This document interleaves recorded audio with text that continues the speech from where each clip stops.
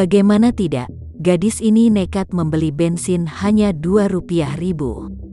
Padahal melihat penampilannya, sang gadis terlihat modis dan mengenakan beberapa perhiasan. Video tersebut viral setelah diunggah oleh akun Instagram @video_medsos, Kamis, tanggal 28 Oktober tahun 2021.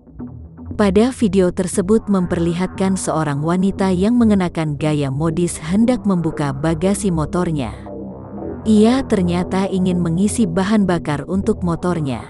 Tiba-tiba ia meminta untuk diberikan bensin seharga Rp2.000. Tak menolak, pria yang menjual bensin pun tetap memberikan bensin sesuai dengan permintaan si wanita-wanita itu lalu tersenyum sambil memperlihatkan wajahnya pada kamera. Sontak saja video tersebut mendapat kritikan dari warganet.